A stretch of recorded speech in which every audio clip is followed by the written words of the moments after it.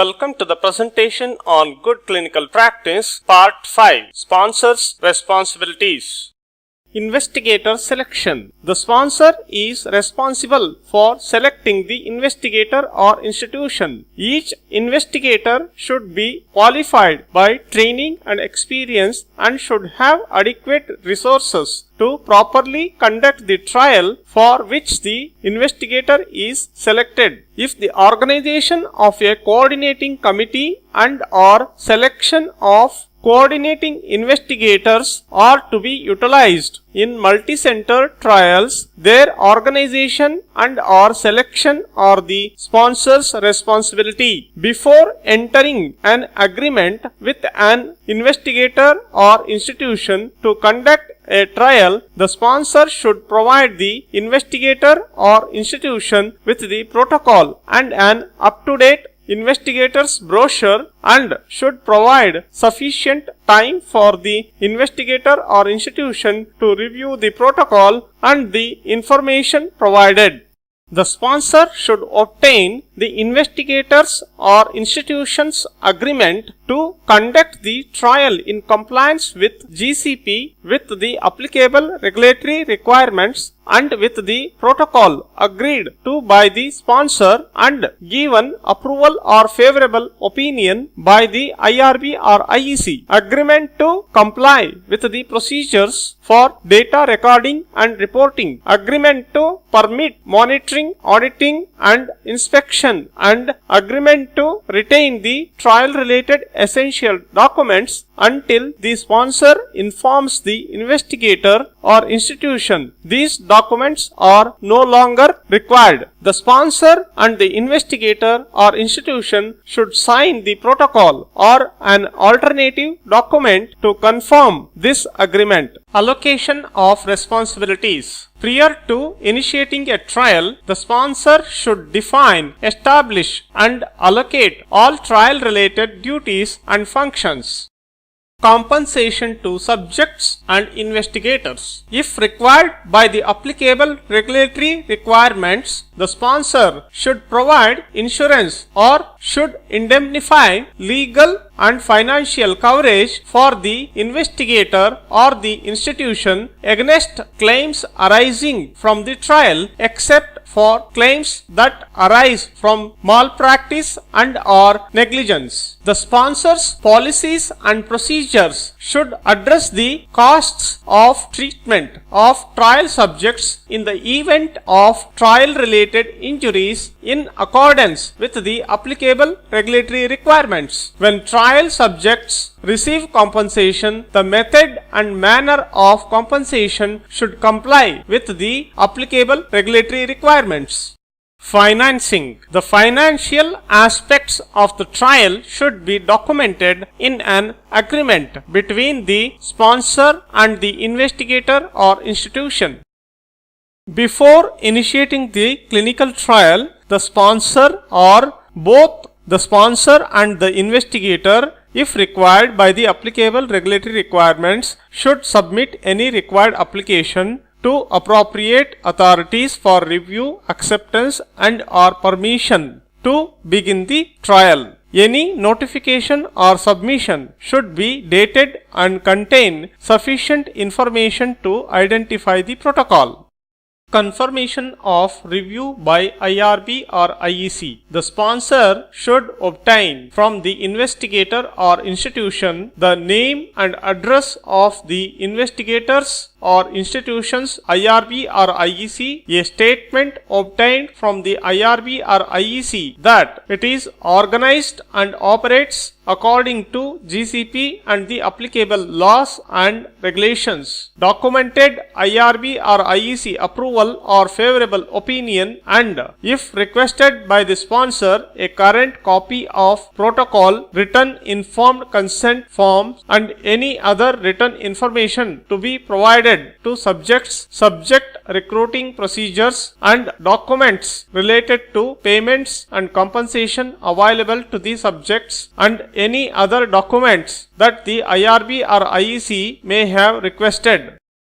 If the IRB or IEC conditions its approval or favorable opinion upon changes in any aspects of the trial, such as modifications of the protocol, written informed consent form, and any other written information to be provided to subjects and or other procedures, the sponsor should obtain from the investigator or institution a copy of the modifications made the date of approval or favorable opinion was given by the IRB or IEC. The sponsor should obtain from the investigator or institution documentation and dates of the IRB or IEC reapprovals or re-evaluations with favorable opinion and of any withdrawals or suspensions of approval or favorable opinion.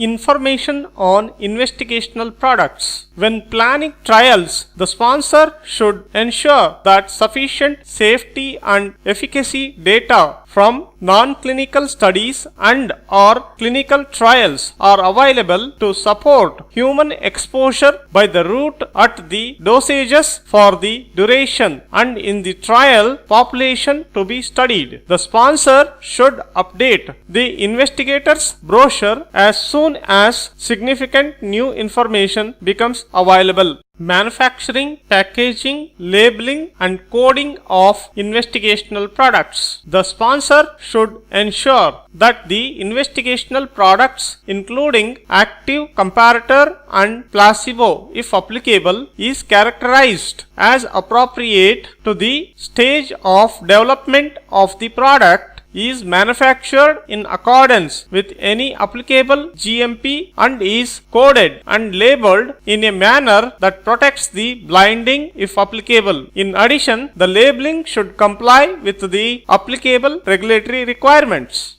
The sponsor should determine for the investigational products acceptable storage temperatures, storage conditions, example, protection from light, storage time, reconstitution fluids and procedures, and devices for product infusion if any. The sponsor should inform all involved parties, example, monitors, investigators, pharmacists, storage managers of these determinations. The investigational products should be packaged to prevent contamination and unacceptable deterioration during transport and storage.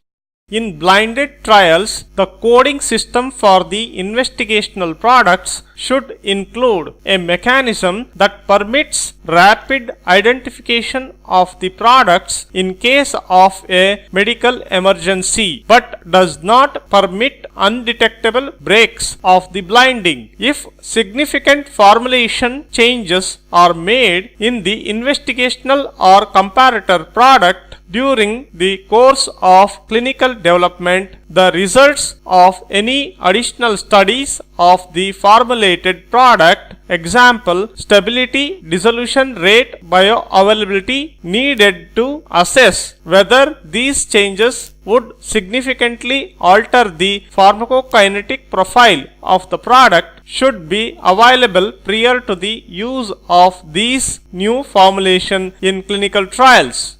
Supplying and handling of investigational products. The sponsor is responsible for supplying the investigator or institution with the investigational products. The sponsor should not supply an investigator or institution with the investigational products until the sponsor obtains all required documentation, example, approval or favorable opinion from IRB or IEC and regulatory authorities. The sponsor should ensure that written procedures include instructions that the investigator or institution should follow for the handling and storage of investigational products for the trial and documentation thereof.